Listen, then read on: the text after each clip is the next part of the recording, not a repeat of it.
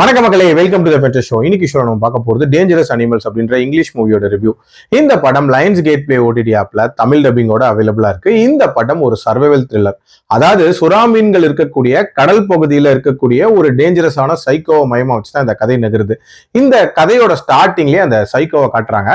அவன் ஒரு வித்தியாசமான அட்ராக்ஷன் மாதிரி ஒண்ணு வச்சு நடத்திட்டு இருக்கான். அதாவது ஷார்க் கேஜ் எக்ஸ்பீரியன்ஸ் அப்படின்ற ஒரு விஷயத்த அவன் தரான். நடு கடல்ல சுறாக்கள் சுத்தி இருக்கக்கூடிய இடத்துல ஒரு கேஜ்குள்ள ஆள்களை வச்சு உள்ள இறக்குறது அப்படின்ற மாதிரியான ஒரு எக்ஸ்பீரியன்ஸ்.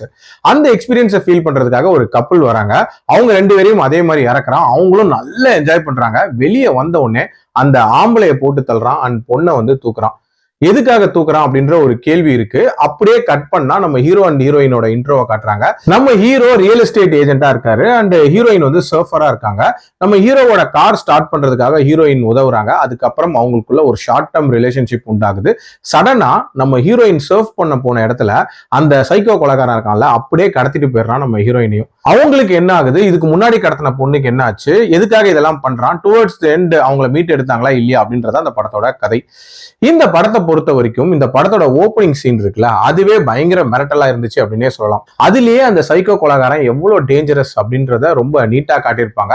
அது மட்டும் இல்லாம படத்துல நிறைய விஷயங்கள் அவன் பண்ணக்கூடியதும் பயங்கர டெரரா இருக்கும். எஸ்பெஷலி அந்த சுறாக்கு ஃபீட் பண்ணக்கூடிய காட்சியா இருக்கட்டும், அதே மாதிரி அதை பார்த்து ரசிக்கக்கூடிய காட்சியா இருக்கட்டும், உண்மையிலேயே ஒரு பயங்கர டெரர் பீஸ் அப்படின்ற மாதிரி காட்டியிருப்பாங்க.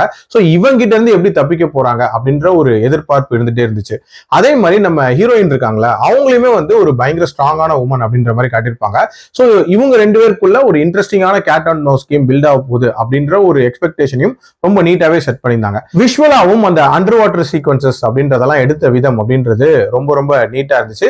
இன்ஃபேக்ட் நிறைய காட்சிகளை ரொம்ப கோரியாவும் அதுவும் பிளட் ஷெட்டோடையும் காட்டியிருந்தாங்க. அதுவுமே நீட்டா இருந்துச்சு. ஆல்சோ இந்த படத்தோட கிளைமேக்ஸ்ல வரக்கூடிய அந்த 15 மினிட்ஸ் யாருக்கு என்ன நடக்க போகுது அப்படின்ற அந்த பரபரப்பை நீட்டா மெயின்டைன் பண்ணியிருந்தாங்க. பட் இந்த படத்துல த்ரூ அவுட் த மூவி அந்த பரபரப்பு இருந்துச்சா அப்படின்னு கேட்டீங்கன்னா கொஞ்சம் கம்மியா தான் இருந்துச்சு அப்படின்னே சொல்லலாம். அதுலயும் ஒரு கட்டத்துல எல்லாம் பாத்தீங்கன்னா ஒரே இடத்துல கதை நிக்கிற மாதிரியான ஒரு ஃபீல் இருந்துச்சு. ஆக்சுவலா ரிப்பீட்டேட்டிவா ஒரே செட் ஆஃப் ஈவெண்ட்ஸ் நடந்துட்டே இருந்துச்சு. அதெல்லாமே இன்னும் கொஞ்சம் பெட்டராவே பண்ணியிருந்திருக்கலாம். அதே மாதிரி அந்த பிரெடிக்டபிலிட்டி ஃபேக்டர் அப்படின்றதுமே இந்த கதையில இருக்கதான் செஞ்சுச்சு. இன்ஃபேக்ட் நிறைய இடங்கள் நம்ம கெஸ் பண்ற மாதிரி தான் நடந்துச்சு அப்படின்னே சொல்லலாம். ஸோ இந்த போர்ஷன்ஸ்லாம் இன்னுமே பெட்டரா ஒர்க் அவுட் பண்ணியிருந்திருக்கலாம். பட் ஓவரால் ஒரு கம்ப்ளீட் மூவியா பார்க்கும்போது கண்டிப்பா ட்ரை பண்ணி பார்க்கலாம். என்னோட ரேட்டிங் இந்த படத்துக்கு 3 out of 5. பட் இந்த படத்துல ப்ராப்பரான அடல்ட் சீனுமே இருக்கு அண்ட் கோரினஸ்மே இருக்கு. அதனால இது ஸ்ட்ரிக்ட்லி ஃபார் அடல்ட்ஸ். மீண்டும் அடுத்த விமர்சனத்தில் சந்திக்கிறேன். நன்றி, வணக்கம்.